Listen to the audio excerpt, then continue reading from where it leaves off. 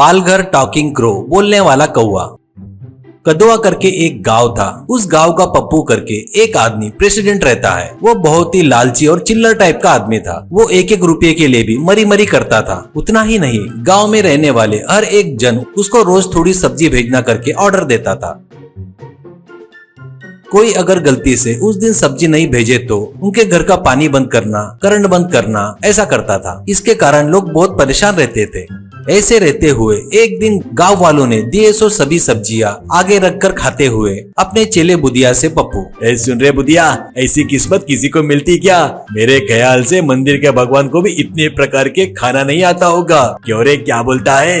बुदिया, हाँ भैया, सच में आपको देखकर मुझे ऐसा ही लग रहा है। आपको इस गांव में टक्कर देने वाला कोई भी नहीं है भैया। तुम्हारी बात को कोई काट भी नहीं सकता। कुछ भी हो, लेकिन ऐसा सुख सभी को मिलता क्या भैया? इसलिए आपको कभी कभी वो कौवा ज्योतिष दिखाना करके मुझे लगता है भैया। पप्पू, कौवा क्या, ज्योतिष क्या? ये क्या अजीब बता रहा है रे, मैंने कभी नहीं सुना। बुदिया, भैया हमारे सास के गांव में सिप्पी करके लोग अपने वंश के परंपरा के अनुसार जंगल में कौवे से ज्योतिष बताते हैं भैया। उसमें अजीब बात यह है कि कौवा बात करता है भैया, वो भविष्य बताता है भैया। एक बार वो भविष्य दिखाती है तो भैया जिंदगी में कोई भी नहीं भूलेगा भैया। पप्पू, हाँ क्या? तो तुरंत बुलवा उनको। इंसानों से तारीफ करवा रहा था, अब कौवे से भी तारीफ करवाता। अपने बारे में गाँव वालों को भी सुनाता हूँ, ऐसा कहता है। तो बुदिया अगले दिन अपने सास के गांव जाकर सिप्पी को अपने गांव लेकर आता है। पप्पू अपनी राशि भविष्य देख रहे करके अपनी बड़ाई बताने के लिए पूरे गांव वालों को बुलाता है।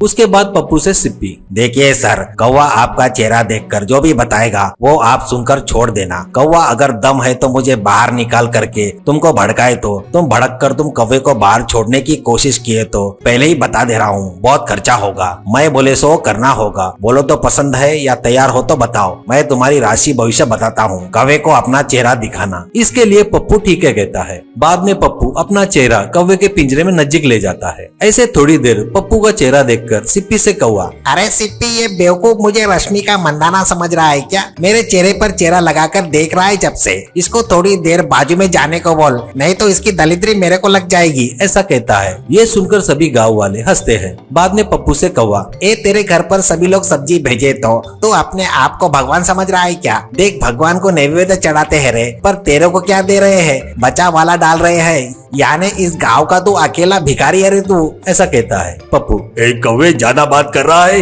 इस गांव से बाहर नहीं जाएगा, तेरे को यहीं पे गला दबाकर मार डालूंगा।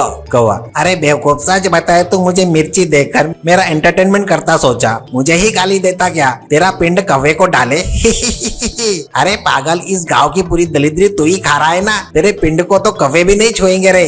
पप्पू, क्या बोला रे? आज के दारू के साथ चिकन तू ही है रे। आज तू जाएगा और ये तेरा सिप्पी भी घर नहीं जा पाएगा, दोनों को यही खत्म कर दूंगा। कौवा, तेरी ऐसी की तैसी, कितनी बड़ी बात बोला रे। मुझे बोला तो ठीक है रे, मेरे बॉस सिप्पी को गाली देता क्या, धमकी देता क्या? दम है तो मुझे बाहर निकाल रहे, तेरे को बताता। मेरे मार से तू गाँव में ही नहीं रहेगा, भाग जाएगा रे, ऐसा कहता है। इससे बौखलाया हुआ पप्पू कौवे को बाहर छोड़ने की कोशिश करता है, पर सिप्पी जबरदस्ती उसे रोकता है। फिर भी नहीं छोड़ते हुए कौवा पप्पू को बहुत भड़काने से सिप्पी को बाजू में धकेलकर कौवे को पिंजरे में से बाहर छोड़ देता है। बस बाहर उड़कर कौवा, अरे पप्पू, बहुत दिनों के बाद बाहर आया रे, अब तू गया रे, करके एक पेड़ पर बैठकर पप्पू को बहुत गालियां देता है। वो बातें सुनकर गांव के लोग पप्पू को देखकर पेट पकड़कर हंसने लगे। वो रात हो गई तो भी किसी को सोने नहीं देकर वहीं बैठकर पप्पू को बहुत गंदी गंदी गालियां देता है। उसके बाद सुबह बहुत सारे कौवे को लाकर पप्पू के घर के सामने चिल्लाने लगाकर पप्पू को बहुत गालियां देता है। इससे गुस्से में आकर पप्पू बाजू के गांव से कैटबॉल हंटर्स को बुलाता है। वो देखकर सभी कौवे मिलकर पप्पू के ऊपर हमला करते हैं। उतना ही नहीं, हंटर्स के ऊपर चोंच मारना सब करते हैं। इससे वो परेशानी झेल नहीं पाने से हंटर वहां से भाग जाते हैं। अब पप्पू का घर पूरा कौवों से भर गया था। ऐसे हफ्ते भर में पप्पू डरकर बेचारे की नींद भी नहीं होने से सिप्पी के पास जाकर कौवे को पिंजरे में डाल करके मिन्नतें करता है। सिप्पी, देख प्रेसिडेंट, कौवा अंदर जाना बोले तो 5 एकड़ तो भी खेत देना होगा, नहीं तो 10 लाख रुपए कैश देना होगा। क्यों बोले तो उनको अंदर डालना बोले तो मामूली बात नहीं, क्योंकि सभी कौवे को कुछ महीने तक चिकन मटन सभी प्रकार के खाना दिए तो वो संतुष्ट हुए तो ये कौवा अंदर जाता। और अंदर जाकर चुप रहेगा क्या? नहीं, वो वो चुप नहीं रहेगा, वो मेरे से भी उसकी इच्छा बताएगा। मैं उसकी इच्छा पूरी नहीं किया तो तू खाया सो गाली मुझे देगा। मेरे को उतनी सहन शक्ति नहीं है रे बाबा, इसलिए वो पूरा पैसा तुझे देना होगा। बोल क्या बोलता है। कहने से पप्पू के पास कोई चारा नहीं होने से घर में से फटाफट जाकर पैसे लाकर सिप्पी को देता है। उससे सिप्पी वो पैसा दिखाकर कौवे को पिंजरे में बुलाता है। उसके बाद सिप्पी कौवे के साथ वहां से चला जाता है। वो देखकर भड़क कर कौवे को यहाँ लाया इसलिए बुदिया को पकड़कर पप्पू जमकर धुलाई करता है।